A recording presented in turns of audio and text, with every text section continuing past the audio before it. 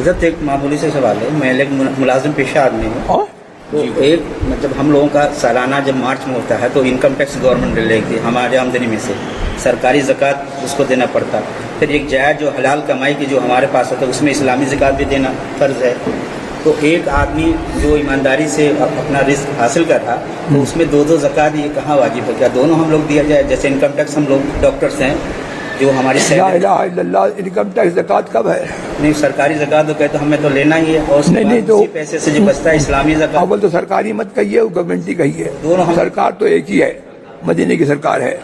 ہاں، لیکن وہ انکم ٹیکس جو ہے وہ زکوٰۃ نہیں ہے، ہاں۔ اور یہ ہے کہ زکوٰۃ جو ہے وہ حق اللہ ہے، اللہ تعالیٰ کا حق ہے،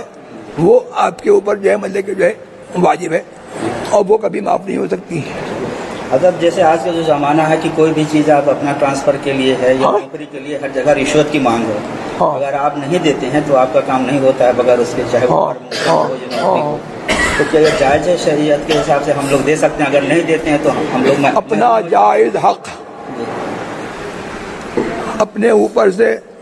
ظلم دفع کرنے کے لیے، یا اپنا جائز حق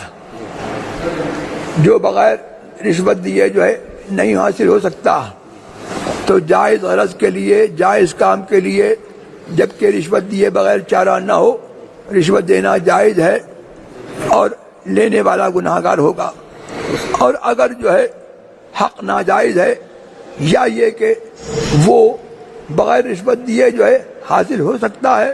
لیکن پھر بھی وہ رشوت دیتا ہے، ایسی صورت میں دینے والا جو ہے وہ بھی گناہگار ہوگا۔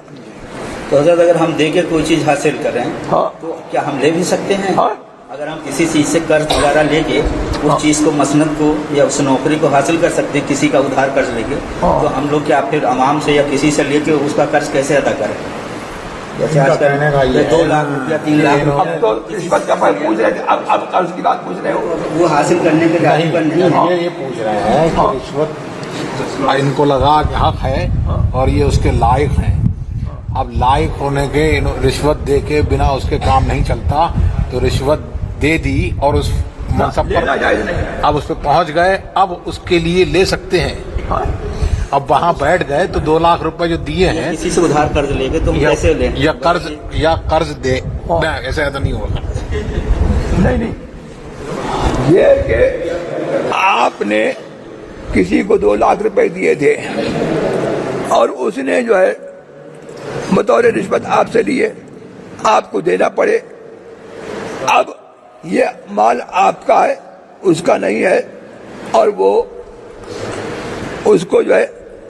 آپ کو واپس کرنا ضروری ہے۔ یہ 2 لاکھ روپے پر جو ہے آپ کا کسی طریقے سے قبضہ ہو گیا تو یہ ایسے ہی ہے کہ آپ نے کسی کو قرض دیا اور وہ نہیں دیتا ہے، تو اگر اس کو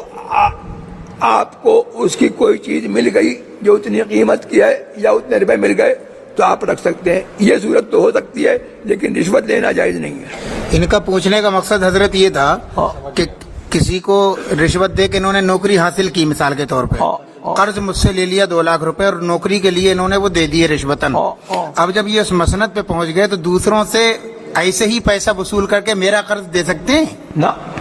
نہیں، وہ تو بتا دو، ہو گئی بات۔ اچھا، وہ رشوت جو ہے کسی سے بھی، چاہے کافر اور یہ بد مذہب جو ہے، ان سے مومن، مطلب ہے کہ کافر سے لینا تو بتا دیا کہ کافر کا مال جو ہے مطلب کہ جو ہے وہ عربی کا مال مباح ہے، لیکن اس طور پر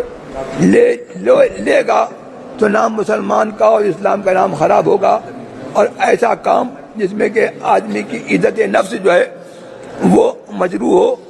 تو، اور اس میں آدمی کی ذلت ہو،